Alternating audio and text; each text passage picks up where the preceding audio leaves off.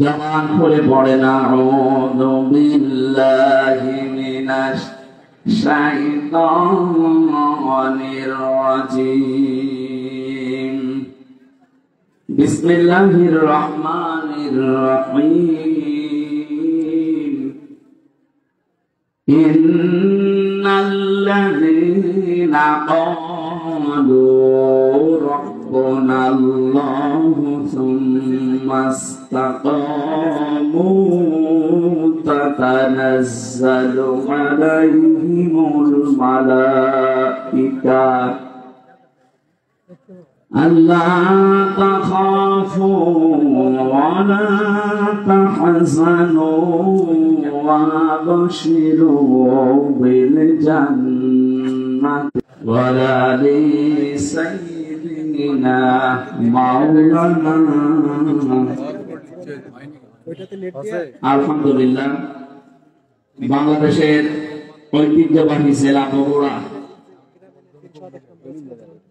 শাহজাহানপুর থানা না হেলেঞ্চাপাড়া পূর্বপাড়া গাউসিয়া ফোরকানিয়া মাদ্রাসার তিরপাল ঈদগাহ ময়দানে মহাবিশ্বের মহাবিশ্বর আমাদের মালিক, আমাদের মনিব শাহীন, বরেণ্য অতিথি জনাব জাকির হোসেন, বিশেষ অতিথি মিজানুর রহমান শামীম, অন্যান্য ওলামায়ে কেরাম, বিশেষ করে যারা আলোচনা রাখলেন মাওলানা রেজাউল করিম খান, মাওলানা আব্দুল্লাহ, কবরগুলো জান্নাতুল ফেরদাউস বানিয়ে দেন। এখন যারা আছেন এদের জীবনে যৌবনে আল্লাহ বরকত দেন। সামনে যারা কিয়ামত পর্যন্ত এই জমিটা কোরআনের প্রচারে ব্যস্ত রাখবে, শুনতে আসে, তাদেরকে আল্লাহ দুইটা দায়িত্ব দিয়েছে। কারণ এটা তো আর মমতাজের কনসার্ট না, লাভ দিয়ে উঠে মাগরের মতো উল্টাপাল্টা যা করেছে এটা ইবাদত চলছে। এক নম্বরে শুনতে হবে, দুই নম্বরে চোখ থাকতে হবে। দুইটাই ফরজ, দুইটাই কি? আর এখানে যে বসে আছেন এটা কি ফরজ? কান দিয়ে যায়, মানুষ শুনিয়ে যায়। বাড়ি যাওয়ার সময় জিজ্ঞাসা করছে কি, ও যদি 5টা প্রশ্নের জবাব দিতে পারতো তার তো অন্তত সময়টা একটা দাম দেওয়া যেত। কিচ্ছু বলতে পারে না, বেকার খালি সাউন্ড। আমার যদি অন্তত ফেল করতাম তারপরে ক্লাসে রাখি, আমার এমন রেজাল্ট, আমরা নামিয়ে দিয়েছে 2 ক্লাস নিয়েছে, এখন আমরা 5-এ উঠলে আর আমার 2 বছর লাগবে। আমি এই তবকা পার হয়ে আর এক তবকা যাওয়া, তাকে আল্লাহ যে তবকার পরে তবকা, আসমানের পরে আসমান পার করে একেবারে আরশ মহল্লা পর্যন্ত নিয়ে গিয়েছিলেন। এটা শোনেন নিজে বলে উনকে একবারে গিয়েছে, আস্তে আস্তে নিয়েছিলেন। আজকে আমরা অন্তত 96 বছরে এখানে যারা শুনলাম না, আমরা এরকম শ্রোতা হব না। আমরা এমন শ্রোতা হতে চাই যেন এখান থেকে 5 কেজি ওজন ছিলাম, আজকে যেন অন্তত 6 কেজি করে নিয়ে যেতে পারি। আমার কথা বুঝতেছে? আল্লাহ তুমি আমাদের 204 নম্বর আয়াতে আল্লাহ জানিয়েছেন, ওয়াইদা কুরিয়াল কুরআনু ফাসতামিউ লাহু ওয়া আনসিতু লাআল্লাকুম তুরহামুন। রহমত নাযিল হবে এখানে যদি তোমরা শুনতে পারো আল্লাহর কোরআন আর চুপ থাকতে পারো। যেহেতু আপনি বসে আছেন, এটা কিন্তু ফরজ না। আগের যে দুইটা বললাম এটাই ফরজ। শুনবেন ফরজ, চুপ থাকা ফরজ, আরে বসে থাকা নফল। বসে থাকা কি? আফদালুল ইবাদাতি তিলাওয়াতুল কোরআন। পৃথিবীতে যত নফল ইবাদত আছে সবচাইতে নফল ইবাদতের ভেতরে উত্তম এই কোরআনের অনুষ্ঠান।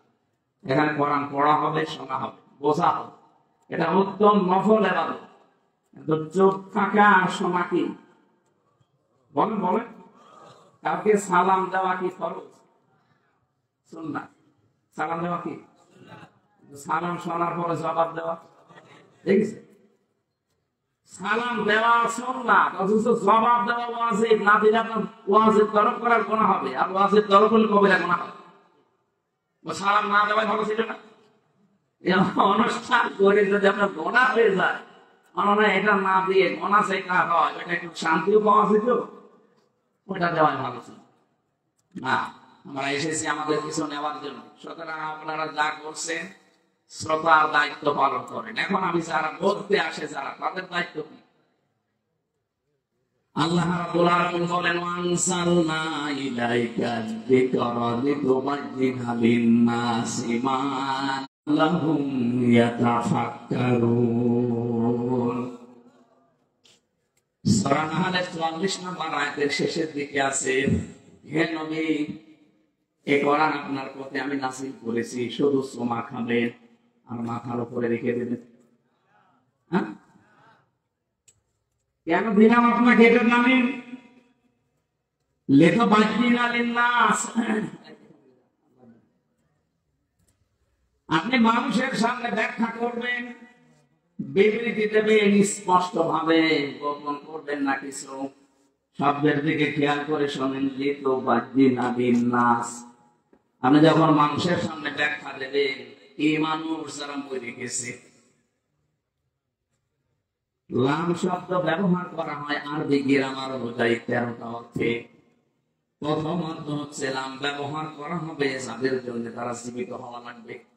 আল্লাহ এখানে যে লিন-নাস দিয়েছেন, এটা মৃত মানুষের জন্য না, জীবিত মানুষের জন্য। সুতরাং কোরআন প্রচার করা লাগবে, কোরআন ব্যাখ্যা করা লাগবে তাদের সামনে যারা জীবিত। কি কিন্তু শব্দটাকে 15.5 বছরে আমরা পাল্টিয়ে ফেলছি। এই দেশে জীবিত মানুষদের সামনে কোরআনের ব্যাখ্যা করা কত কঠিন হয়ে গিয়েছিল। 14 জায়গায় অনুমতি নেওয়া লাগবে এরকম একটা অনুষ্ঠান করার জন্য।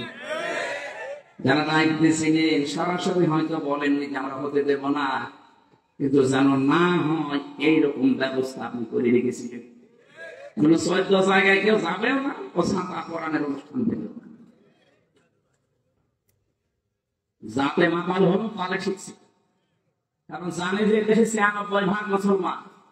অন্তত আনসাই করে কোরআনের বিরুদ্ধে ডাইরেক্ট অবস্থান নিয়ে টিকে থাকা যাবে না। একটা ছেলে শুধু বাগান থেকে ফুল ছিঁড়ে, বাগানের মালিকের ছেলে এই ছেলের বাবার কাছে গিয়ে বলছে, চাচা আপনার ছেলে শুধু আমাদের বাগান থেকে ফুল ছেড়ে, আপনি কিছু বলতে পারেন না? ফুল ছেড়ে, ওর মাথা একটু খারাপ তো, এজন্য ফুল ছেড়ে। ছেলেটা বলছে, চাচা আপনার বাগানের পাশে তো আমাদের বাগানের পাশে তো আপনার বাগান আছে, ওই বাগানে তো বড় বড় ফুল আছে, ওইটা তো ছেড়ে না। ওর মাথা যদি খারাপ হবে তো ওইটা তো ছেড়ার কথা। চাচা বলছে, ভাবতেছা মাথা খারাপ, অত খারাপ না। ওদের মাথা খারাপ হয়ে গিয়েছিল 15.5 বছরে, তো এত খারাপ হয়নি যে সরাসরি বলবে কোরআন চলতে দেব না। যেন না চলে এরকম কাজ সব ওরা করেছে। ওরা জীবিত মানুষদেরকে শোনাতে দিত না। হ্যাঁ, মানুষ মরে গেছে, আপনি কোরআন পড়ে। যারা কোরআন প্রচারে কোরআনের ব্যাখ্যায় বাধা দিত, ওদের বাবা মারা গেলে আমার এদিকে নিয়ে বলতো, কোরআন পড়ে দিন। আরে ভাই, আপনার বাপ তো মরেই গেছে, ওর জন্য তো আর কোরআন শোনেন না। অতদিন জীবিত ছিল ওই পর্যন্ত ওরা শোনাতে পারলে, কাজ করতে পারলে কাজ হতো। ও মরে গেছে, এখন ওরা আমি শুনিয়ে কি করবো? যাদের জীবন কোরআনের উপরে চলে না, এই মানুষগুলো যদি মরণের পরে হাফেজ দিয়ে, মাওলানা আলেম দিয়ে কোরআন পড়ায়, যে কয়টা আয়াত পড়বে ওগুলো যদি ওর প্র্যাকটিক্যাল লাইফে না থাকে, ওর আরো আযাব বাড়বে। ফেরেশতা এসে কথা দেবে, কি বলে হাফেজ?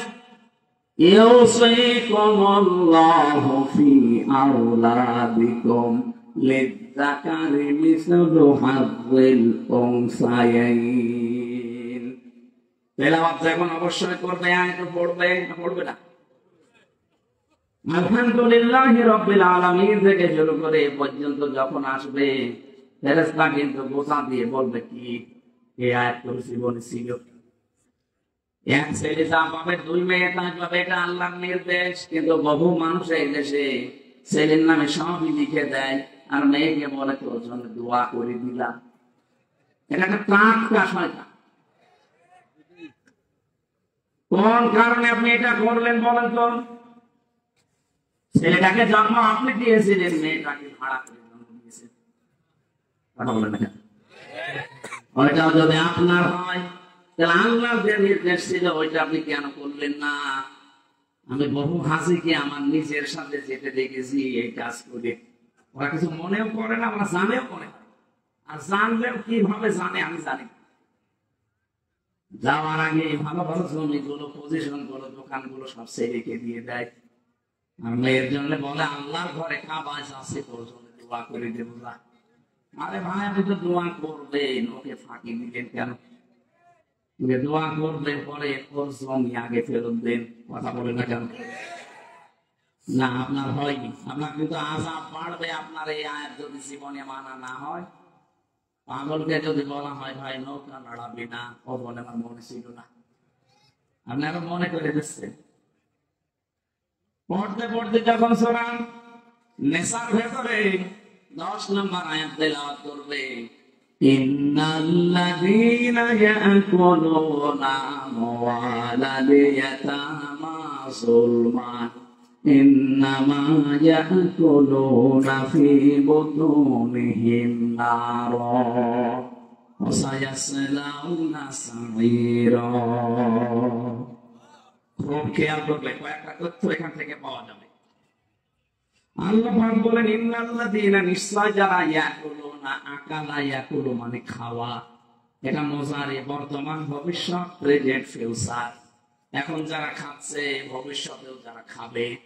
আমওয়ালাল ইয়াতামা, মালের বহু বচন আমওয়াল, আর ইয়াতামা একাই করে টান আছে।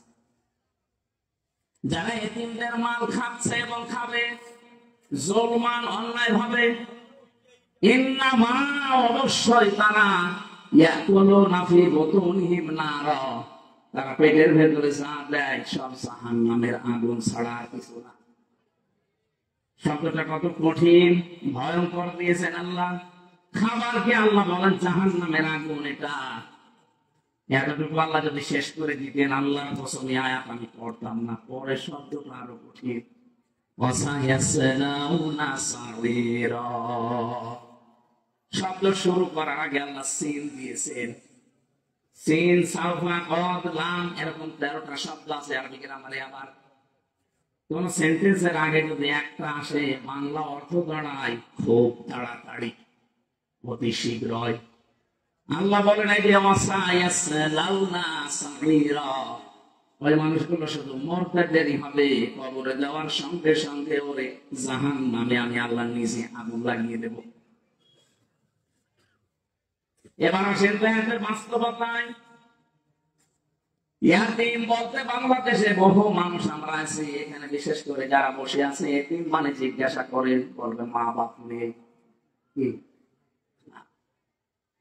এতিমের সংজ্ঞা, আপনার উপরে যারা আছে, ওই আন্ডারে নিচে যারা কাজ করবে, ওনার কাছে সবাই এতিম। একটা অফিসে 12,000 মানুষ কাজ করে, যে ওখানে এমডি আছে, এমডি এর নিচে যত মানুষ আছে সবাই তার কাছে এতিম। কারণ তার কলমের খোঁচাকে চাকরি চলে যেতে পারে। কথা বলছে না? এই দেশের যিনি দায়িত্বে ছিলেন, 18 কোটি মানুষের, তার কাছে আমরা সবাই এতিম। কি করলেন আপনি এতিমের সাথে? একজনকে তো এতিমের মাল আত্মসাৎকারী বলে 6-7 বছর জেল খাটালেন। আর আপনি কি করেছেন এতিমদের সাথে বলেন তো? 18 কোটি মানুষ আমরা সবাই আপনার কাছে এতিম ছিলাম।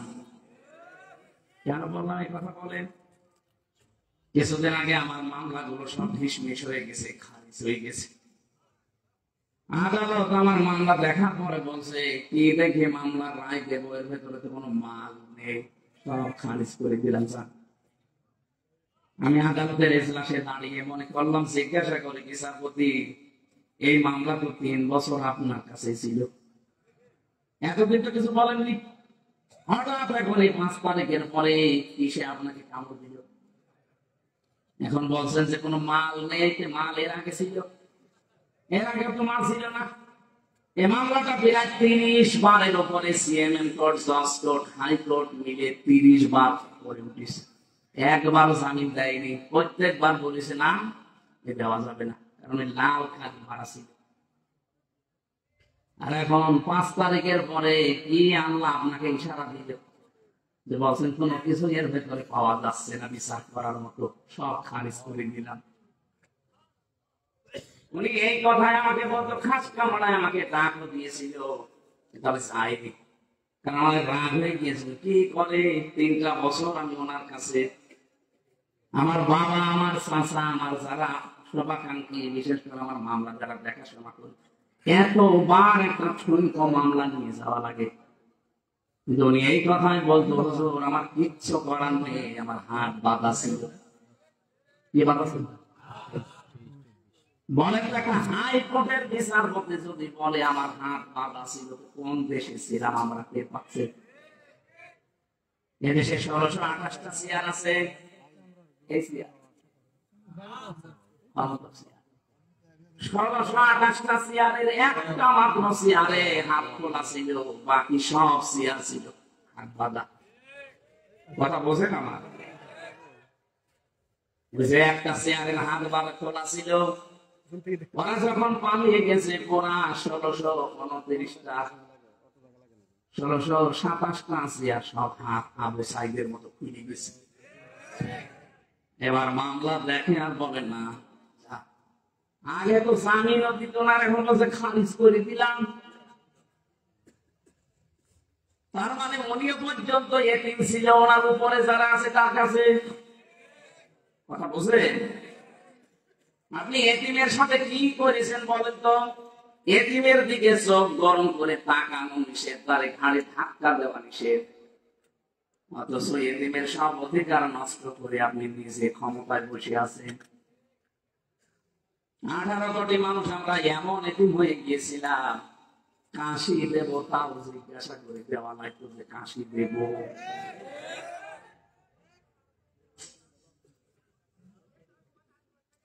কি অবস্থায় ছিলাম আমি নিজে টের পেয়েছি। রিমান্ডে ওই 10টা দিন আমার কাছে মনে হচ্ছে এক একটা ঘন্টা, এক এক বছর যাচ্ছে। আরে ভাই, এমনিতে তুই নিজেও জানিস যে কোনো দোষ নেই, নিয়ে যে এমনিতে বলতে পারতিস না হাজুর বসে থাকেন, 10 দিন পরে আপনারে আমরা আদালতে দিয়ে দেব।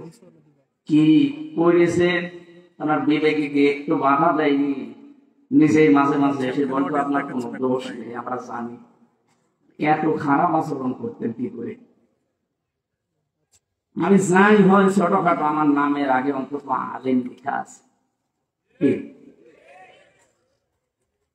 আমার পায়ে ডান্ডা বেড়ে লাগিয়েছে, মাথায় দড়ি বেঁধেছে ছাগলের মতো, হাত মানুষের সামনে বাঁধে আর আমার বেঁধেছে পেছনে।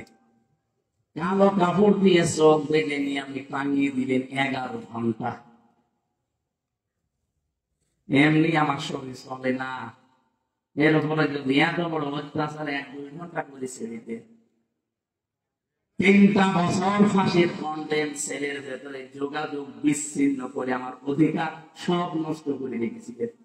জেলে থাকলে তো 10 বছর থাকা, ফাঁসির ওই কন্ডেম সেলের ভেতরে শুধুমাত্র সেলে রেখে দিয়ে শেষ করেনি, 24 ঘন্টা তালা লাগিয়ে রাখে, সিসি ক্যামেরা দিয়ে রেখেছে, আমার সাথে কেউ যেন কথা না বলে।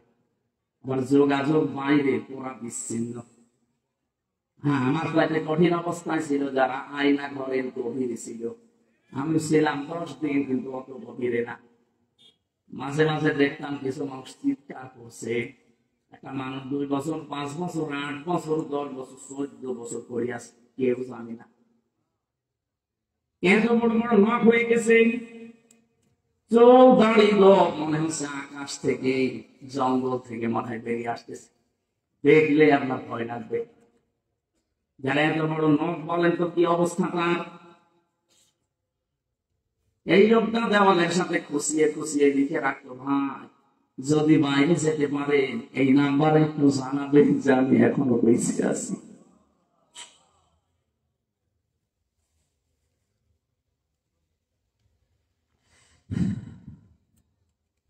এতিমদের সাথে যা করা হয়েছে পৃথিবীর ইতিহাস পাল্টিয়ে ফেলেছেন।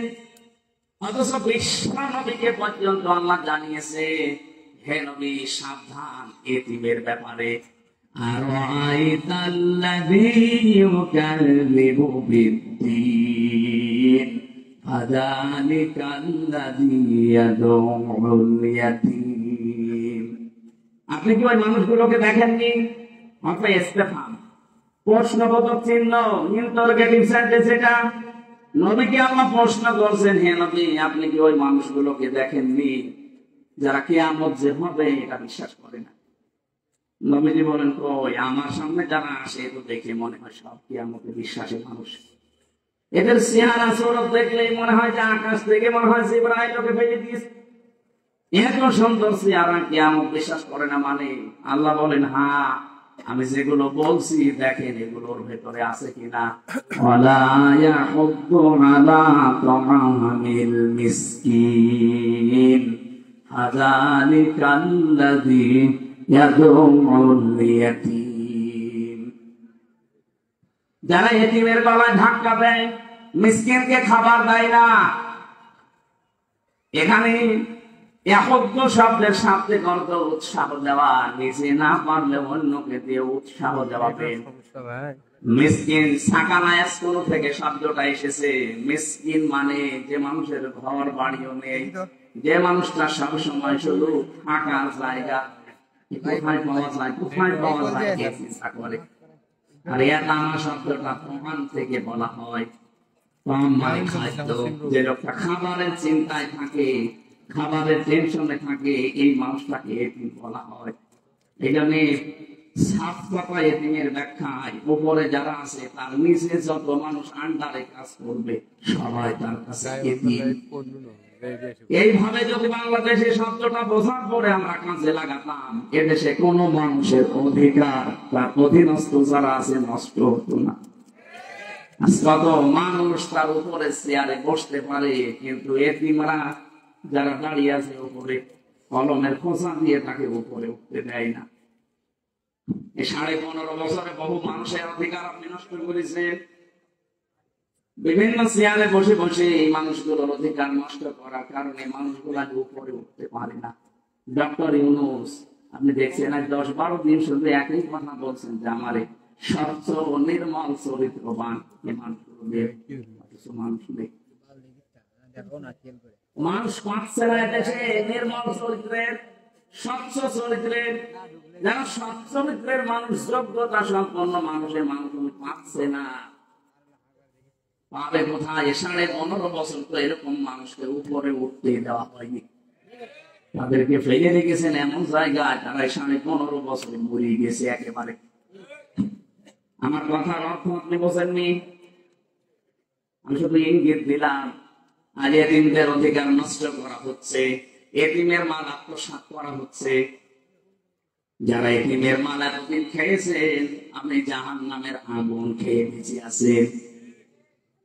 আমি একজনের নাম বলছি, আপনি উল্টা পাল্টা নেবেন না। সালমান এফ রহমানি দরবেশ, এই যে 36,000 কোটি টাকা জায়েজ ভাবে কামাই করেছে। 7টা ব্যাংক থেকে টাকাগুলো মারিকাটি করা। ব্যাংকে হাজার হাজার লক্ষ মানুষের টাকা ছিল, আমরা এখন সব এতিম। কথা বলে না, এতিমের মাল যারা ভক্ষণ করে এরা জাহান্নামের আগুন খায়। এটা আমি বানালাম। সুতরাং এই কাজ যারা করেছিলেন, এমনকি অনেক মানুষ আছে সুদ খেয়ে আনন্দে আছে, টাকা ছেড়ে রাখে, টাকা আসে নাকি বগুড়া শুরু হয় 1000 টাকা ছেড়ে রাখে, 1 মাস পরে 200 টাকা করে বেশি পায়। বলে সুবহানাল্লাহ। আমি এরকম বহু মানুষ নিজের চোখে দেখেছি, টাকা ছেড়ে রাখে, টাকা আসে, ওই টাকা তোলে, ওই খায় আর আল্লাহ আল্লাহ করে। বিশ্ববিদ্যালয় যখন শেষ করেছিলাম 15-16 সালে, কুষ্টিয়ার বড় বাজারে একজন দেখি জিকির করছে যে ভাই আপনি সারাদিন নামাজ পড়তে যখনই আসি দেখি বসে বসে জিকির করে, আপনার কোনো কাজ নেই? না আমি কিছু করি না। কিছু না করলে শহরে থাকেন, টাকা পান কোথায়? আমার বাবার জমি ছিল, বিক্রি করে ব্যাংকে রেখে দিয়েছি, ওখান থেকে প্রতি মাসে মাসে লাভ আসে। বলছে না যে সুদ আসে, লাভ আসে, ওইটা তুলি খায় আর আমি আল্লাহ আল্লাহ করি। লাভ বলেন আর ইন্টারেস্ট বলেন, ওটা কিন্তু সুদ কবিরা গুনাহ হবে। আমারে বলছে হুজুর আমি জানি সুদ খেলে কবিরা গুনাহ হয়, এই জন্য টাকা আমার নামে না, টাকা আমার বোন নামে। বোন নামে টাকা গনা যদি হয় আমার বর হবে। এরপরেও যদি গোনা হয়ে যায় যে বসে বসে জিকির করি, এটা খেলা করার জন্য না। যে জিকিরের সওয়াব আর ওই গোনা কাটাকাটি, মাঝখানে জান্নাতে যাবো পাও, কি ধান্দায় আছে দেখেছে? বাকারার ভেতরে আছে যারা সুদ খায় তাদেরকে শয়তান এরকম মাসাহ করে দেয়। সুদ খায় যারা, কিয়ামতের দিন যখন দাঁড়াবে তারা মহাবিষ্ট হয়ে দাঁড়াবে, মনে হবে ওদেরকে কেউ যেন শুয়ে দিয়েছে। মানুষের শরীরে যখন অজানা একটা স্পর্শ আসে, ওই মানুষটা কিন্তু অন্যরকম হয়ে যায়। কিয়ামতের দিন শয়তান ওদের শরীরের ভেতরে মাসাহ করে দিবে। আল্লাযীনা ইয়াকুলুনা রিবা ওয়া ইয়াকুমুনা ইল্লা কামা ইয়াকুমুল্লাযী ইয়াতাখাব্বাতুহু শাইতানু মিনাল মাস, ইলা আখিরি আয়াত। রব্বুল আলামিন বলেন, দুনিয়াতে যারা সুদ খায় তাদের দৃষ্টান্ত জানেন, কিয়ামতের দিন তাদেরকে বিশাল বিশাল শিকল দিয়ে বেঁধে ফেরেশতারা নিয়ে আসবে। আয়াতটা পড়ার ব্যাখ্যা করার পরে আমার মনে হয় বাংলাদেশে বহু মানুষ এরকম আছে যারা কিয়ামতে 70 গজ শিকল দিয়ে তাদেরকে ময়দানে নিয়ে আসা হবে। এরকম মানুষের জেলায় নেই। আমরা আশা করছি আজকের এই বয়ান শোনার পর মনের ভেতরে যদি একটু প্রতিক্রিয়া সৃষ্টি হয়, বাড়ি যাওয়ার পরে সিদ্ধান্ত নিয়ে নেবেন, টাকা চাই ছেড়ে রেখেছি, জীবনে এই টাকার লাভ নেব না, আমি আল্লাহর ভয়ে ছেড়ে দিলাম। টাকাটা ছেড়ে দিতে পারবেন? হাত তোলে তো, হাত তোলে তোলে। বহু মানুষের এলাকায় চলছে ব্যবসায়, আলহামদুলিল্লাহ। ঠিক আছে ভাই, আশা করছি আপনি ছেড়ে দেবেন। বগুড়া বাসে খেয়াল করে শুনবেন, রব্বুল আলামিন যেটা বোঝাতে চেয়েছেন স্পষ্ট দলিল আর প্রমাণ দিয়ে আমার বলার দায়িত্ব জীবিত মানুষদের সামনে, কিন্তু পরিস্থিতি আমাদের অনুকূলে ছিল না। এজন্য জীবিত মানুষদের সামনে আমরা বলতে পারি নাই। আমরা বলতাম, মানুষ বলে গেলে যে লোকটা সুদ এভাবে খেতে খেতে মারা যায়, আল্লাহ কোরআন জানিয়েছে যারা সুদ খেয়ে মারা যায় এই মানুষগুলোর সম্পদ তাদের কোনো কাজে আসে না। আল্লাহ বলেন, আমি সুদকে, হারাম কামাইকে ধ্বংস করি, আর বৈধ যেগুলো যাকাতের মাধ্যমে আসে, যারা সাদকা করবে এইগুলো আমি আল্লাহ বৃদ্ধি করি। কত বাস্তব 2024 সালের 5 আগস্টের পরে আমি একটা মিলিয়েছি, 100 ভাগে মিলে গেছে। আর যারা সুদের টাকা নিয়ে, ঘুষের টাকা নিয়ে, মানুষকে মিথ্যা মামলা দিয়ে বিপদে ফেলে তার কাছ থেকে অবৈধভাবে টাকা ইনকাম করেছে, কত কোটি কোটি টাকার মালিক ছিল তারা বলেন। 5 তারিখের পরে তাদের সবগুলো হাতছাড়া হয়ে গেছে। 12 কোটি টাকা, 15 কোটি টাকা দামের গাড়ি রাস্তায় পড়ে আছে, মালিক নেই। আমি কি বানিয়ে বলছি? এটা হয়েছে না? 12 কোটি টাকা দিয়ে যে লোকটা একটা গাড়ি কিনতে পারে তার টাকা আছে কত বলেন তো? চিন্তা করতে পারেন, 12 কোটি টাকা খালি গাড়ি কিনেছে, অথচ এখন 5 তারিখের পরে নিচে এসে বলবে যে গাড়িটা আমার, এই সাহস তার নেই। বললে সে ধরা খাবে, এটার মালিক নেই, পড়ে আছে রাস্তায়। কোরআনে কারিমে আল্লাহ 1500 বছর আগে বিশ্ব নবীকে আয়াতটা শুনিয়েছেন, হে নবী, ফাতিলকা বুয়ুতুহুম খাবিয়াতাম বিমা যালামু ইন্না ফি যালিকা লায়াতাল লিকাউমিন ইয়ালামুন। হে নবী, ওইদিকে তাকাতে পারেন না? এইভাবে আল্লাহ দেখাচ্ছে, ফাতিলকা বুয়ুতুহুম, বাইতুলের বহুবচন বুয়ুত, হোম দিয়েছেন আল্লাহ। আল্লাহ যেন তার কুদরতের আঙ্গুল এভাবে ইশারা দিয়ে নবীকে বলছে, হে নবী, তাকাতে পারেন না ওইদিকে? ওই যে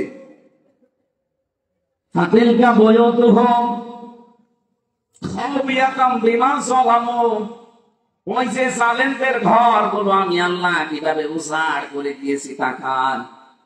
আমার তো আয়াতটা পড়ার পরে 2024-এর 5 আগস্টের কথা মনে পড়ছে। দেখেন 2024-এর 5 আগস্টের পরে দেশে যত জালেমের ঘর ছিল অধিকাংশ ঘরগুলো আজ প্রচার গৃহ হয়ে গেছে। আমি তো আমার কুষ্টিয়ারটা বলছি, কি দাপট ছিল হানিফ সাহেবের, কি আমি নাম ধরে বলছি এই কারণে, কারণ আমি নিজে দেখে এসেছি তার দাপট কি। খুলনা বিভাগের 10টা জেলায় আমার একটা দিনও ঢুকতে দেয়নি, কথাও বলতে দেয়নি। কি দাপট নিয়ে চলতো। মনীষা তো হাসিনার আত্মীয়, এই কারণে এত দাপট ছিল। এদেশের 3 নম্বর পজিশনে চলে গিয়েছিল, অথচ এই 5 তারিখের পরে 1টার সময় যিনি পালিয়েছে বিকাল 5টা বাজতে বাজতে তার বাড়ির একটা ইট আর নেই, সব তুলে নিয়ে চলে গেছে। আমার ভাই আয়াতের দিকে তাকিয়ে মনে হচ্ছে আল্লাহ মনে হয় হানিফ সাহেবের নামে আয়াতটা মাঝে দিয়েছে। আদেল কা বয়ো তো হোম আপনি একটু তাকান, খবিয়াতাম বিমা ঝালামো, এদের এই জুলুমের কারণে এই ঘরগুলোর দিকে তাকান কি অবস্থা করেছি। বিরান হিল বানিয়ে দিয়েছি, বিরান ভূমি বানিয়ে দিয়েছি, মনে হচ্ছে এখন ওইটা জাতীয় টয়লেট।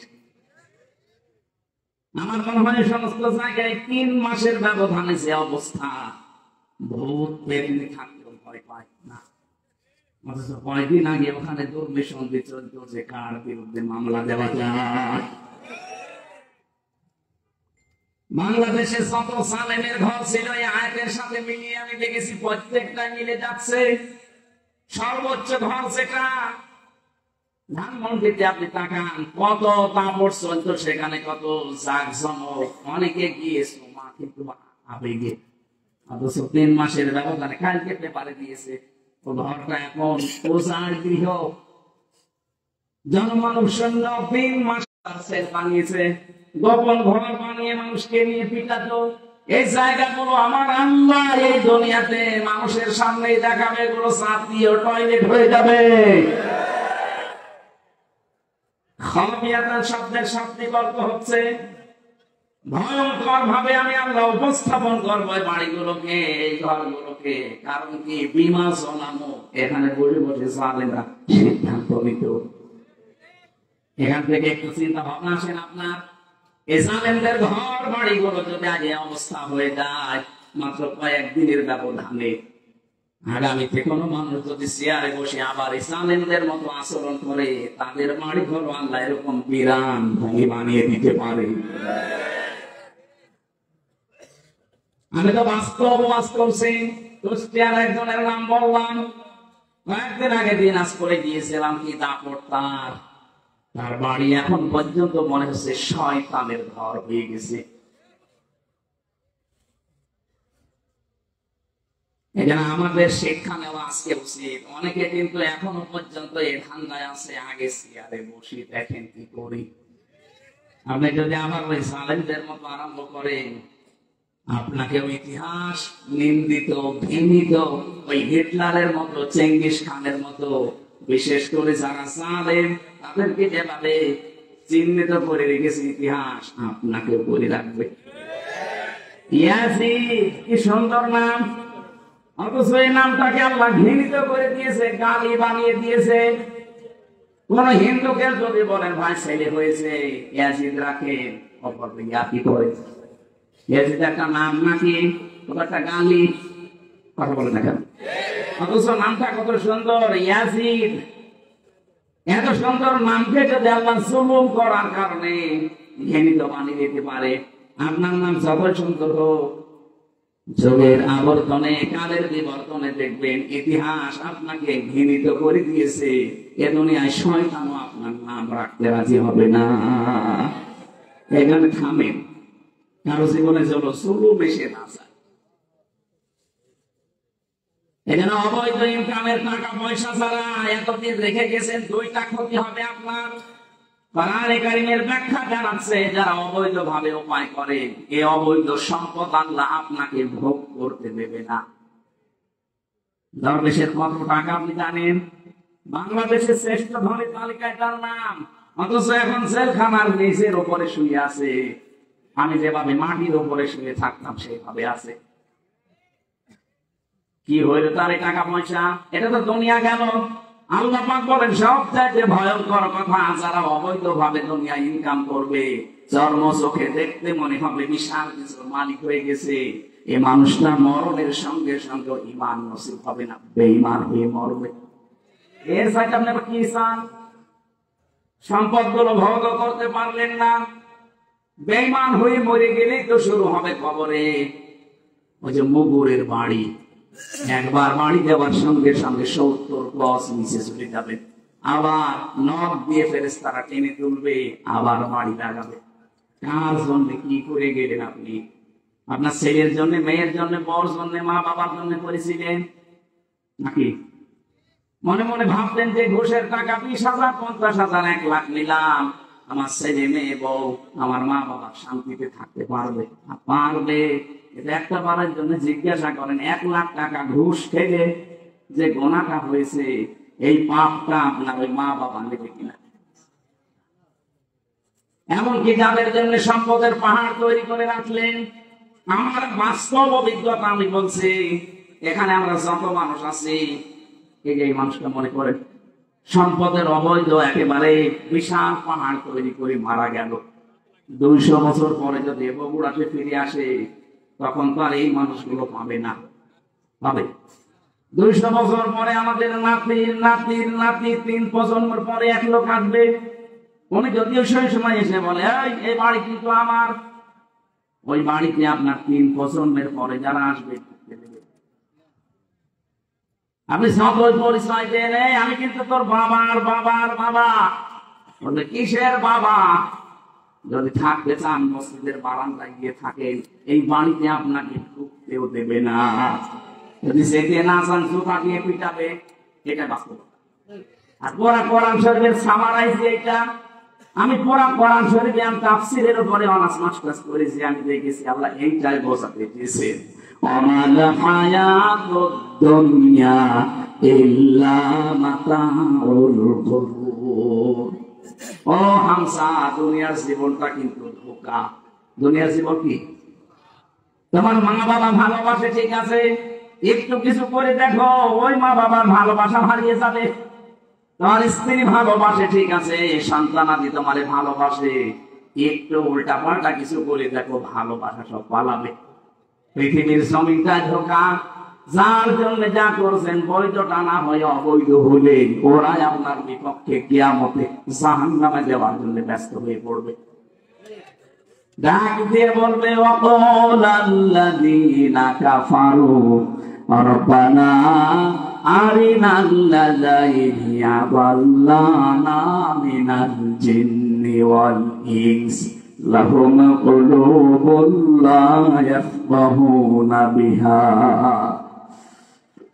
রব্বানা আরিনাল্লাযীনা ইয়াদাল্লানা মিনাল জিন্নি ওয়াল ইনস নাজআলুহুমা তাহতা আকদামিনা লিয়াকুনা মিনাল আসফালিন। আল্লাহকে নিজে ডাক দিয়ে বলবে, আল্লাহ আমার বাবা, এ আমার বড় ভাই, এ আমার নেতা, এদেরকে আমি দেখিয়ে দিলাম, এই মানুষগুলো নিজেদের সাথে আমাদের জন্য বহু কিছু দুনিয়ায় করেছে, ওদেরকে আমরা করতে বলি নাই, দেখিয়ে দিলাম, আমাদেরকে যা শাস্তি দিবা শুধু ওদেরকে আমাদের কাছে এনে দাও, তোমার কিছু করা লাগবে না। তাহাতা আকদামিনা, কদমের বহু বচন আকদাম, 5 শব্দের বহু বচন, আল্লাহ 2 বচন দিয়েছেন, বহু বচন। 2 পায়ের নিচে ওদের মুখের উপরে লাথি দিয়ে জাহান্নামের একেবারে নিচে দিয়ে ফেলবো। ওই সন্তান বলবে যে সন্তানকে 2 তলা বাড়ি বানাতে গিয়ে আপনি বৈধ অবৈধ দেখেননি, বাবা শাহজালাল সব হালাল। এরকম পাগল দেশে নেই, আছে মানে আমরা যেন পাগলামি আর না করি সামনে। সুতরাং ব্যাখ্যা যখন যেটা করবো কোরআনে কারিম দিয়ে, আমার দায়িত্ব হবে জীবিত মানুষদের সামনে সঠিক কথাগুলো তুলে ধরা, আর যারা জীবিত মানুষ শুনবে তাদের দায়িত্ব কি? না লিতো বাজিনা দিন নাস, আল্লাহ পাক বলেন আল্লাহুম ইয়াতাফাক্কারুন, হে নবী আপনার সামনে যারা এই কথাগুলো বুঝবে, শুনবে, অনুধাবন করবে, এরা যেন বাড়ি যেয়ে চিন্তা ভাবনা করে। সুতরাং শুধু 1 বছর পরে পরে শুনতে আসবেন আর গরুর মতো জীবন কাটাবেন না। শোনার পরে বাড়ি যেয়ে চিন্তা ভাববেন না, তাই তো আমি যদি 200 বছর পরে আবার বগুড়ায় ফিরে আসি, আমার নিজের আপন চন্দ্রায় তো আমার বাড়ি উঠতে দেবে না। আল্লাহ আমাদেরকে তুমি এই পাগলামি থেকে অন্তত বাঁচাও। এটা হবে, এর প্রশ্নের জবাব আল্লাহ আগেই পাঠিয়ে দিয়েছে। এরপরও যদি আমাকে ফেল করি, আমার মনে হয় ওরা 5 থেকে নামিয়ে দেওয়ার কথা কিছু। আল্লাহ আমাদের বুঝ দাও, বলেন আমিন। কোরআনে কারীমের 6666টি আয়াত, মাত্র একটা আয়াত পড়েছি, সূরা হামিম সেজদা 30 নম্বর আয়াত। আমাকে আল্লাহ এই মাথার ভেতরে সে জ্ঞান দিয়েছেন, এই আয়াতের যত কথা আছে আমার কাছে ব্যাখ্যা নোট করা আছে। আমার মনে হয় মরণ পর্যন্ত যদি আয়াতটা ব্যাখ্যা করা হয় তারপরও শেষ হবে না, এত কথা এর ভেতরে লুকানো আছে। আমরা যতটুকু পারি এবার তাফসীর আকারে কথা বলবো ইনশাআল্লাহ।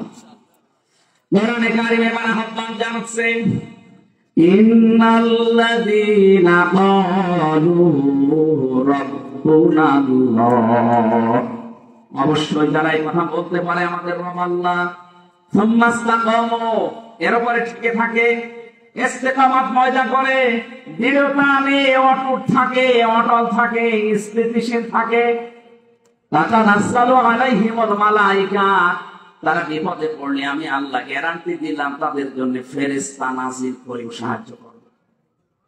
আমি জানি এই কথা শোনার পরে আমাদের 100% বিশ্বাস অনেকেরই নেই। আল্লাহ যে মুমিন বান্দারা বিপদে পড়লে সাহায্যের জন্য ফেরেশতা পাঠাতে পারে, এটার বিশ্বাস আমাদের এখন তৈরি হয়নি। খালি শুনি সেই জন্মের পর থেকে যে বিপদে পড়লে মুমিনদের জন্য আল্লাহ ফেরেশতা পাঠায়, কোনদিন তো চর্মচোখে দেখি না, এই জন্য আমাদের বিশ্বাস হয় না। আল্লাহ রাব্বুল আলামিনের কথাগুলো আমাদেরকে বিশ্বাস করা লাগবে কি 98% না 100%? 100% বিশ্বাস করলে আজকের এই আয়াত থেকে কয়েকটা সিদ্ধান্ত নিয়ে বাড়ি যাওয়া লাগবে। ফেরেশতা একটা দুইটা না, মালায়েকা বহু বছর। মালাকুন আল্লাহ দেননি, তাতানাজ্জালু, এটা মুজারি, বর্তমান, ভবিষ্যৎ, প্রেজেন্ট, ফিউচার। আল্লাহ পাক বলেন ফেরেশতা মণ্ডলী আসার পরে বলবে, আল্লাহ তাখাফু ওয়া লা তাহজানু, কোনো ভয় নেই, কোনো চিন্তা নেই। কিসের ভয়, কিসের চিন্তা, এই দুইটা শব্দের ব্যাখ্যা আজকে করবো আমরা। কিসের ভয় নেই, ফেরেশতারা বলে কিসের চিন্তা নেই। ওয়াবশিরু বিল জান্নাতিল্লাতী কুনতুম তুআদুন, তারা জান্নাতের সুসংবাদ নিয়ে আসে, ওই জান্নাত যার ওয়াদা আল্লাহ তোমাদের সাথে করেছেন। জোরে বলেন সুবহানাল্লাহ। এটা ছিল আয়াতের বাংলা অর্থ। এবার আসি আমরা ব্যাখ্যার দিকে যাই। আমার মনে হয় আপনারা বুঝতেছেন তো নাকি? হ্যাঁ বুঝতেছেন।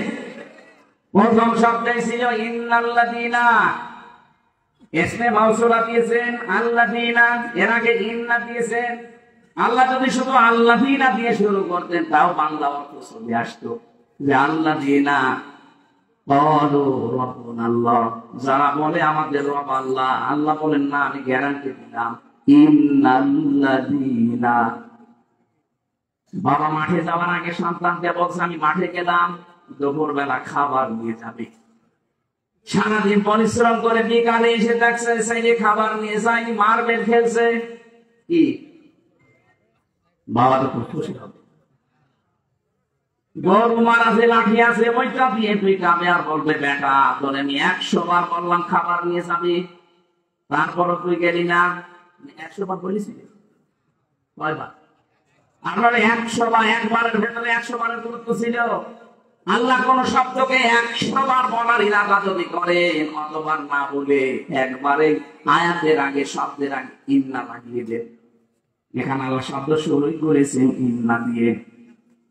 ইন্নাল্লাযীনা ক্বালু রাব্বুনাল্লাহ, নিশ্চয় যারা, অবশ্যই যারা এই কথা বলতে পারে আমার রব আল্লাহ। আমার রব বলে না রব্বুনাল্লাহ, আমাদের সবার রব আল্লাহ, এই কথা যারা গ্যারান্টি দিতে পারবে, সুম্মাস্তাকামু, আর এর উপরে টিকে থাকতে পারবে। এটা যে বাস্তবে কত কঠিন, আমি ছেড়ে যাওয়ার পরে কিছুটা আঁচ পেয়েছি। মীর কাশেম আলীর নাম শুনেছেন, আমি নামটা ধরলাম এই কারণে আমি উদ্বুদ্ধ করতে চাই, আল্লাহকে যারা রব বলার পরে টিকে থাকতে পারে আল্লাহ যে ফেরেশতা পাঠায় তাদের কাছে এটা বাস্তব। ওনার মাত্র 3 ঘন্টা পরে ফাঁসি। ওনার যে দায়িত্বে ছিলেন কারারক্ষী কুতুব ভাই, আমার ওই দিন দায়িত্বে ছিলেন, আমাকে এসে বলছে ভাই শহীদ মীর কাশেম আলী, আমি যখন নামাজের ভেতরে তেলাওয়াত করছিলাম এশার নামাজে, ইন্নাল্লাযীনা ক্বালু রাব্বুনাল্লাহ, নামাজ শেষ হওয়ার পরে উনি আমার সামনে দাঁড়িয়ে আমার বলছে, হামজা ভাই যে আয়াতটা পড়লেন এই আয়াতটা যে কত বাস্তব এটা আমি নিজে চোখে দেখেছি শহীদ মীর কাশেম আলীর জীবনে। লোকটার মাত্র 3 ঘন্টা পরে ফাঁসি।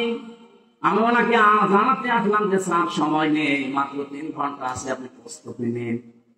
আমাদের বলছে কারারক্ষী ভাই এখনো 3 ঘন্টা, আমি 2 ঘন্টা ঘুমিয়ে গেলাম, আপনি 2 ঘন্টা পরে আমার ডেকে দেবেন। আমার বলছিল যে ভাই যার 3 ঘন্টা পরে ফাঁসি, যার ছেলে ব্যারিস্টার গুম হয়ে আছে, আরমান 8 বছর গুম হয়ে আছে, ও জানে না যে বেঁচে আছে না মরে গেছে। তাহলে নর্মাল পাগল ছাগল হলে তো হয়তো ব্যারিস্টার, আর ছেলে চেহারা দেখেছেন রাজপুত্রের মতো চেহারা, কত বড় শিক্ষিত একটা ছেলে, তার যে প্রপার্টিজ আছে, লক্ষ লক্ষ মানুষের কর্মসংস্থান বানিয়েছে, সেই উত্তরাধিকারের ছেলে ছেলে বউ হয়ে আছে, তার মেয়ে লাইফ সাপোর্টে আছে, তার বউ। এরকম কঠিন মুহূর্তে মাত্র 3টা ঘন্টা পরে যার ফাঁসি হয়ে যাবে, তার দলীয় যে লোকজন লক্ষ লক্ষ মানুষ পানিয়ে বেড়াচ্ছে, হাজার হাজার মানুষ জেল খাটতেছে, কথা বলে না। সেই লোকটা দেখলাম 2 ঘন্টা ঘুমিয়ে 2 ঘন্টা পরে উঠে বলছে, গোসল করলো, ওযু করার পরে বিস্কিট বের করে বলছে ফাঁসি তো হয়ে যাবে, বিস্কিট খাবেন আপনি। কারারক্ষী কতদিন বলছিল না আমার খাওয়া লাগবে না, আপনি তাড়াতাড়ি রেডি হয়ে নেন। নতুন জামা পায়জামা বের করলেন ব্যাগের ভেতর থেকে, সবগুলো পরার পরে বলছে ফাঁসির যে পোশাক আছে ওটাকে পরাবেন নাকি আমি যা বলেছি এটাই নিয়ে যাবেন। ওনার লুঙ্গি পরা ছিল, দেখলাম লুঙ্গি ভিজা ছিল, নাড়ি দিলেন, বললেন এইটা আমার ফাঁসি হয়ে গেলে আর একটা কয়েদিকে দিয়ে দেবে, সে জীবনে পড়তে পারবে। সুন্দর জামা কাপড় পায়জামা পরলেন, নিজে পাঞ্জাবি গায়ে দিলেন। আমারে বলছে অ্যাপয়েন্টমেন্ট বাকি আছে, শাহজাহান সাল্লাহকে ডাক দেন, চলেন আমরা যাই। মনে হচ্ছে শ্বশুর বাড়ি। বাস্তবে শুনতে যত সহজ মনে হচ্ছে, ওই জায়গায় থাকলে অত সহজ না। আমার মতো একটা সাধারণ মানুষ 3টা বছর মাত্র আমি এমনি যোগাযোগ বিচ্ছিন্ন ছিলাম, তাছাড়া আমার সেই রকম অত্যাচার করেছে হালকা পাতলা, আমার তুলনায় কিছুই না। কত মানুষকে নখ তুলে নিয়েছে আমার সামনে, কত মানুষকে ডিম দিয়েছে আমার সামনে, ওই তুলনায় আমার অত কিছু না। তারপরও আমি শুধু জেলখানায় বসে ওই 24 ঘন্টা সেলের ভেতরে বসে থাকতাম, তাই আমার ঘুম আসে না, ঘুমের বড়ি খাওয়া লাগে। অথচ তার 3 ঘন্টা পরে ফাঁসি, ওই লোকটা 2 ঘন্টা আরামে ঘুমাচ্ছে।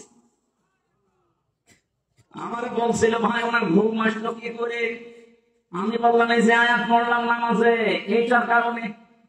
যারা আল্লাহকে সত্যি মন থেকে রব বলার পরে টিকে থাকতে পারে, যত ঝড় ঝাপটা আসুক না কেন, দুনিয়া একদিকে আমার রব একদিকে, এই সিদ্ধান্তের উপরে যারা অটল থাকতে পারে, কোরআন গ্যারান্টি দিচ্ছে তাদের বিপদে আপদে আল্লাহ ফেরেশতা নাযিল করে। অবশ্যই ফেরেশতা তার কাছে এসেছিল, মাস্ট বি এসেছিল, নয়তো এই 2 ঘন্টা তার ঘুম আসার কথা না। কারণ আমি নিজে সাক্ষী, ঘুমের বড়ি সিটাক্সিন খেয়ে কষিয়াম খেয়ে আমার ঘুম আসে নাই। তাহলে আমার ওই ছোট মেয়েটা চিন্তা হতো কি করছে সে, অথচ তার নিজের ছেলে গুম হয়ে গেছে। আমার মেয়ে তো মাটির সাথে কথা বলার সময় 7 মাস লেগে এসেছিলাম, তো মরে গেলেও অসুবিধা নেই, আর একটা মেয়ে হবে। আর তার ছেলে ব্যারিস্টার পাস করেছে, সে গুম হয়ে আছে, তার কাছে প্রতিনিয়ত সংবাদ আসতো আপনার ছেলে গুম। আপনার স্ত্রী লাইফ সাপোর্টে পড়ে আছে, বাঁচতেও পারে না বাঁচতে পারে। এই কঠিন পরিস্থিতিতে আপনি বলেন তো, ফেরেশতা যদি তার কাছে এসে পরের এই দুইটা শব্দ না শোনাবে, আল্লাহ তাখাফু ওয়া লা তাহজানু, এক নম্বরে বলেছে ভয় পাবেন না, চিন্তা করবেন না। কিসের ভয় পাচ্ছেন? ফাঁসি ভয় যে জান্নাতের সিঁড়ি দেখা যাচ্ছে, এখান থেকে শুধু এই জামানা বাদ দিয়ে আর একটা জগতে যাবেন, ওই সিঁড়ি দিয়ে আপনি জান্নাতে প্রবেশ করবেন। দুই নম্বরে ওয়ালা তাহজানু, চিন্তা করবেন না। কিসের চিন্তা? হয়তো আপনার চিন্তা আসতে পারে, আমি যদি এখন মারা যায়, ফাঁসি হয়ে যায়, আমার ছেলেটা তো গুম হয়ে আছে, আমার পরিবারকে দেখবেন, আমার এত বড় বড় ব্যবসা, আপনার কয় টাকা আছে? মীর কাশেম আলী বাংলাদেশে 5 জন ধনী থাকলে এরকম অবস্থায় ছিল। লক্ষ লক্ষ মানুষকে কর্মসংস্থান তৈরি করে দিয়েছে। কোন পর্যায়ে ছিল বলেন তো সেই লোকটা?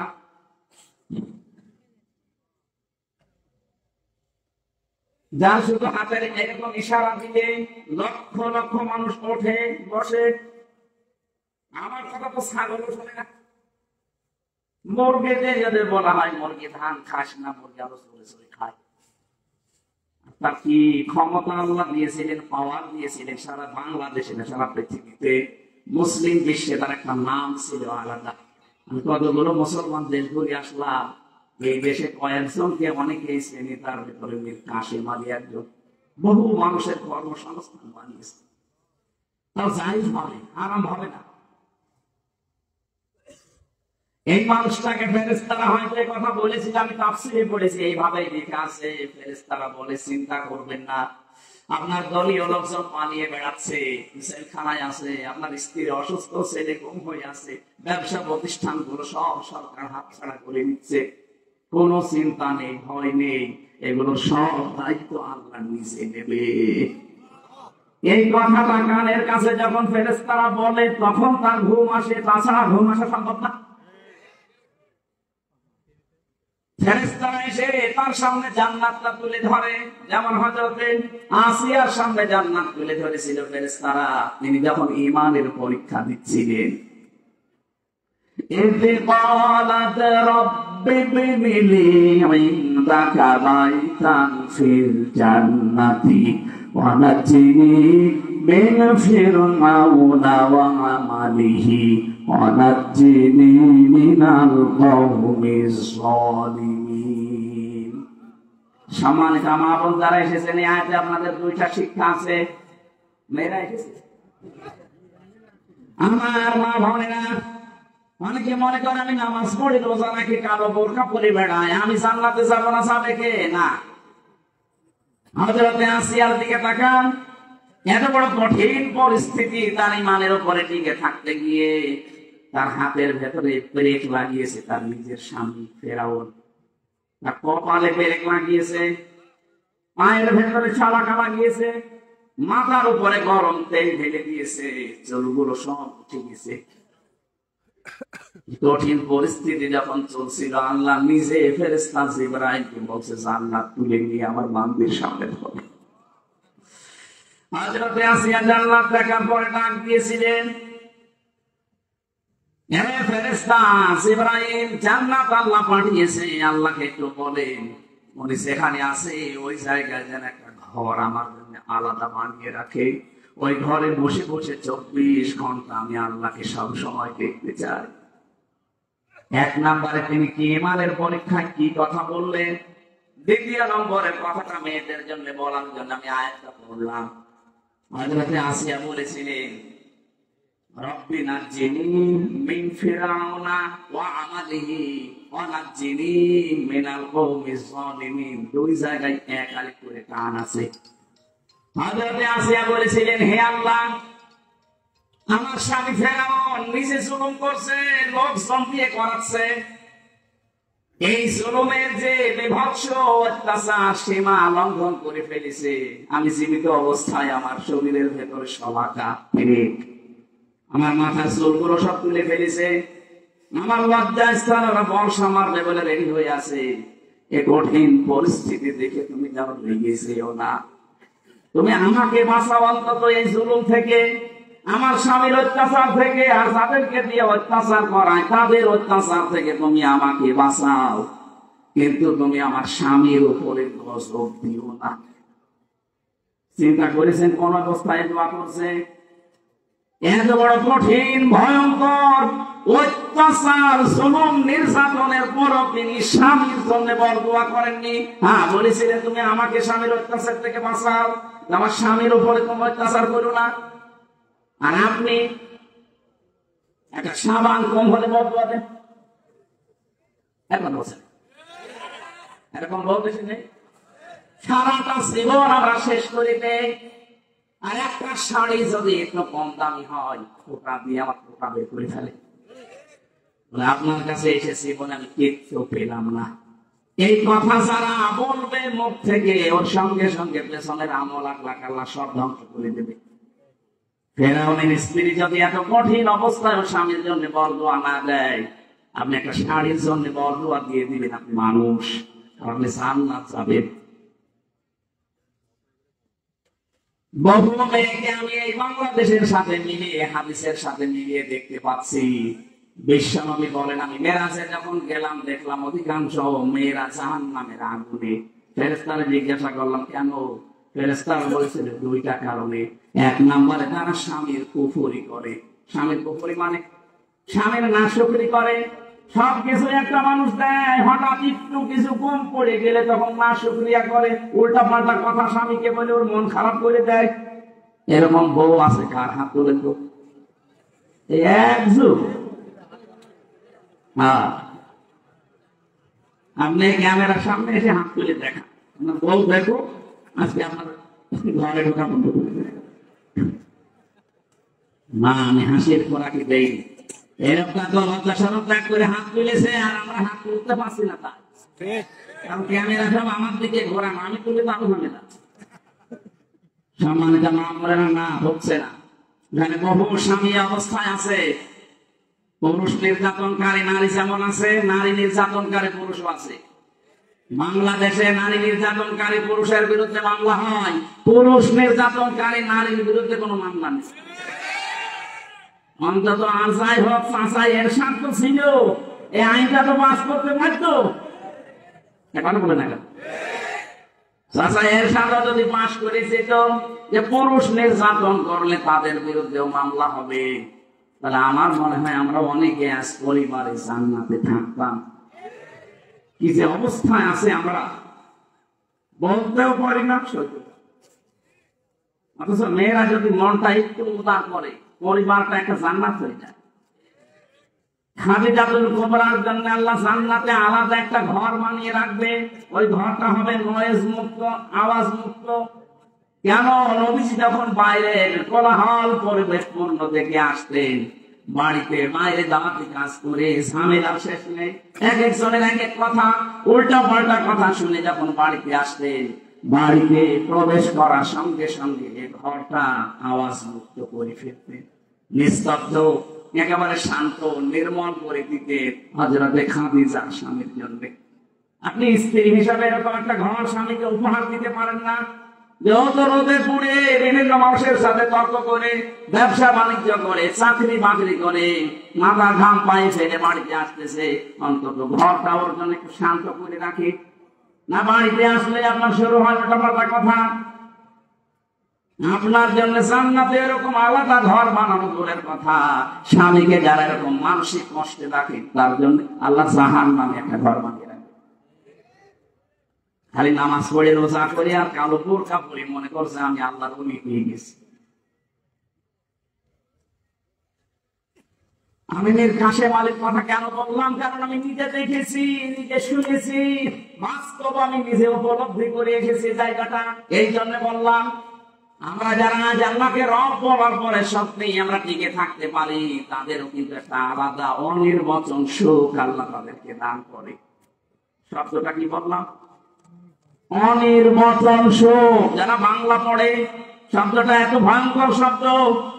বাচ্চারা যখন দেখবেন এই ছোট ছোট পাখির বাচ্চা, মুরগির বাচ্চা, সিল যখন সৌ মারবে এই ভয়ে, মা পাখিটা নিজের ডানাকে এভাবে বিছিয়ে দেয়, এরপরে ডাউন করে ফেলে।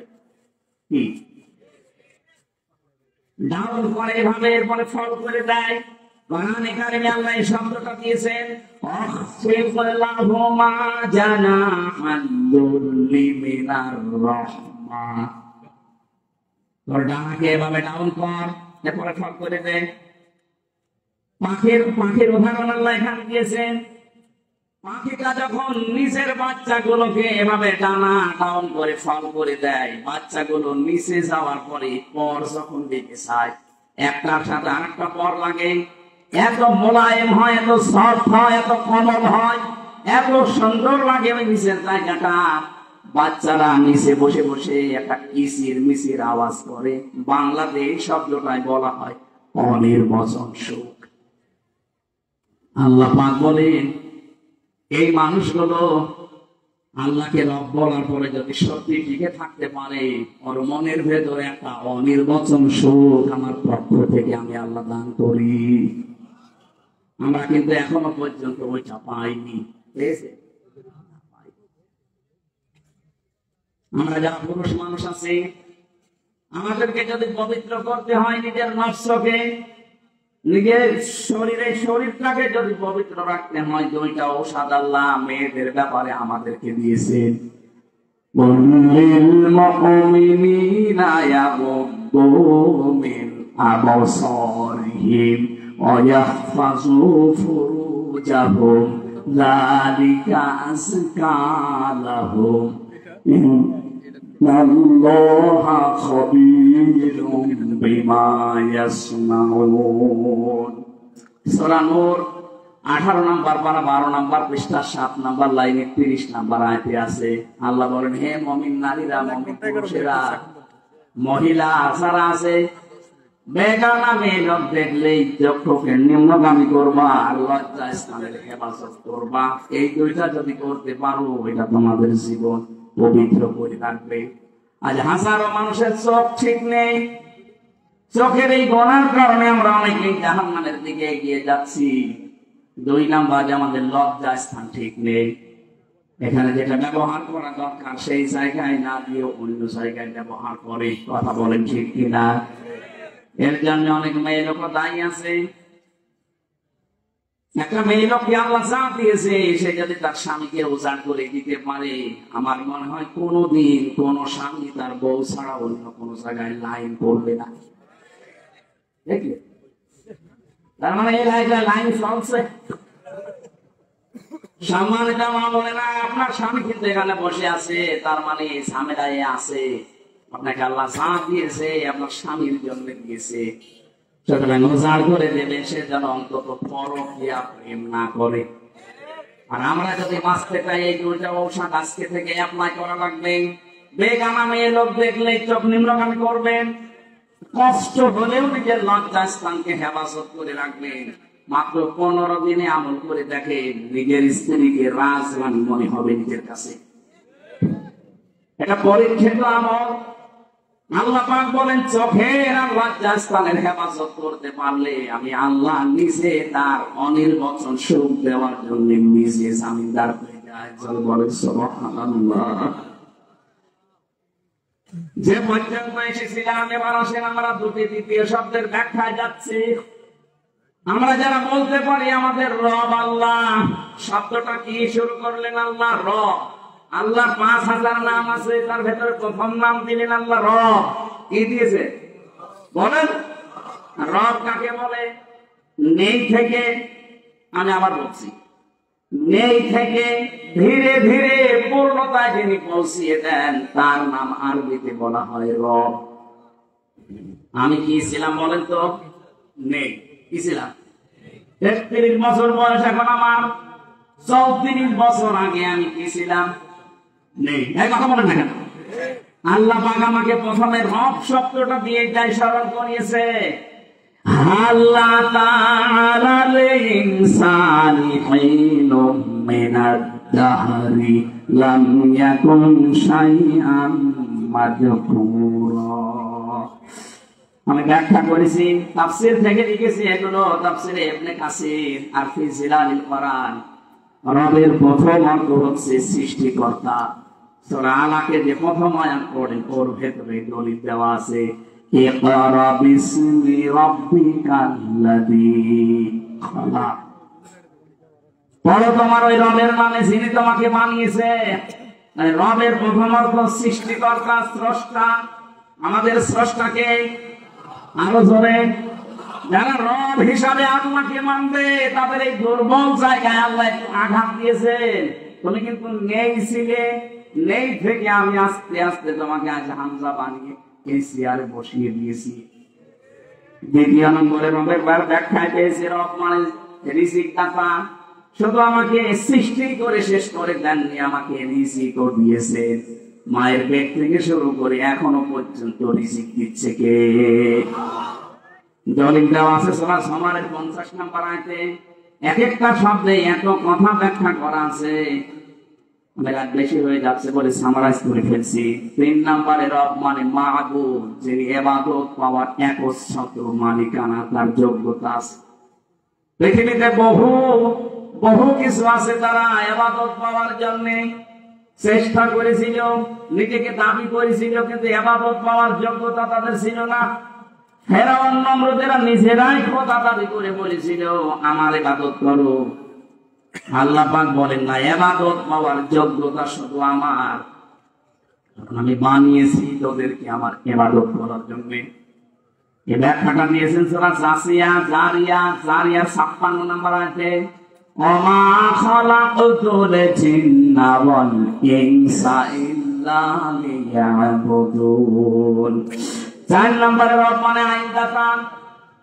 আমি শুধু তোকে ইবাদত আমার করবি কিভাবে? আমার আইনগুলো মানার মাধ্যমে। 500 আইন আমি তোকে দিলাম, শরীয়তের বিধান, আইন, নিয়ম নীতি। আমরা বাংলাদেশে আমরা মাত্র একটা আইন মানি, তাও পূর্ণাঙ্গ না। আর দেখ অথচ কোরআনে আইন আছে 500। আমি একটাও যদি মানলাম এখনো 900 কি 499টা বাকি আছে। আপনি রব মানেন কি করে? কবরে যাওয়ার পরে তো বলবে আমার রব্বুকা। বাঙালি হিসাবে যদি বলে ফেলেন রব্বি আল্লাহ, ফেরেশতারা বলবে দাঁড়া, রব মানে 4 নম্বরে আইন দাতা। আল্লাহ কোন কোন আইন মানতিস একটু বলতো, ধরা খেয়ে যাবে। 5 নম্বরে রব মানে অভিভাবক, এটা আনাম 102 নম্বর আয়াতে আছে। রব শব্দের ভেতরে যে 5টা অর্থ 19টা পেয়েছি, সামারাইজ করে আমি 5টা বেশি ব্যবহার হয় পুরা কোরআনে, এজন্য এগুলো লিখলাম। আপনি একটা একটা করে মিলিয়ে দেখবেন। সৃষ্টিকর্তা, এরপরে সৃষ্টিকর্তা, পরে তিনি আমাদের রিজিক দিয়েছেন, এরপরে তিনি আমাদের ইবাদত পাওয়ার একচ্ছত্র মালিকানার যোগ্যতা নিয়ে বসে আছেন। 4 নম্বরে তিনি আইন দিয়েছেন আমাদের চলার জন্য। 5 নম্বরে তিনি আমাদের অভিভাবক। এটা যদি বিশ্বাস নিয়ে পড়তে পারতাম আর মানতে পারতাম, আমেরিকাকে আজ আমরা অভিভাবক মনে করতাম না, ভারতকে অভিভাবক মনে করতাম না, জাপানকে অভিভাবক মনে করতাম না। যে কথাগুলো আমরা বলেছি এই 5টা অর্থের ভেতরে সব যেন আল্লাহ সামারাইজ করে এর ভেতরে ঢুকিয়ে দিয়েছে। এই 5টা যারা জীবনে মানতে পারবে, আল্লাহ বলেন 2 নম্বরে সুম্মাস্তাকামু, টিকে থাকা লাগবে এর উপরে। ঝড় ঝাপটা আসলে আল্লাহর আইন মানতে গেলে না, আসবে না, আসবে। আপনাকে টিকে থাকা লাগবে। যদি সত্যি টিকে থাকতে পারেন, ফেরেশতা আসবে সাহায্যের জন্য, মাস্ট বি। আল্লাহ ঘোষণা মিথ্যা হয় না। আমরা ওই পর্যায়ে যেতে পারি না, এই জন্য আল্লাহ সাহায্য পাই না। ভয় নেই, চিন্তা নেই, এই কথা বলতে আসবে। আবশিরু বিল জান্নাহ, সুসংবাদ দিতে আসবে ওই জান্নাতের, যার ওয়াদা আল্লাহ নিজে কোরআনে কারিমে করেছেন। এই আয়াতগুলো এইভাবে আমল করার মাধ্যমে আল্লাহর পুরস্কার, আল্লাহর সুসংবাদ, যেটা মরণের আগে তিনি ফেরেশতার মাধ্যমে আমাদেরকে দেবেন, সবার জীবনে আল্লাহ ওই পর্যায়ে যেন তুলে দেন। বলেন আমিন। মানুষের ঠিক মতো বসার আগে আদায়ের ব্যাগ দেওয়ায় আদায় কিছুই হয় না। এখন আবার ব্যাগ করা লাগবে। ব্যাগটা যাবে, যারা ব্যাগ নিয়ে যাচ্ছে আমরা দয়া করে টাকা পয়সা তারা এনেছিলেন, আগামীতে যেন এটা বন্ধ হয়ে না যায়। অন্তত 100 বছর হোক, 1 বছর হলে 100 বছর হয়ে যাবে। যারা যাচ্ছে, টাকা যদি আপনার কোরআনের প্রচারে খরচ না হয়, কোথায় খরচ করবে টাকা? ওই দরবেশের মতো টাকা নিয়ে কবরে যাবেন? যারা টাকা দেওয়ার মতো আছেন 2 টাকা হলেও দিয়ে যাবেন। জানতো কয়েকজন যাচ্ছে ভেতরে কইলাম কই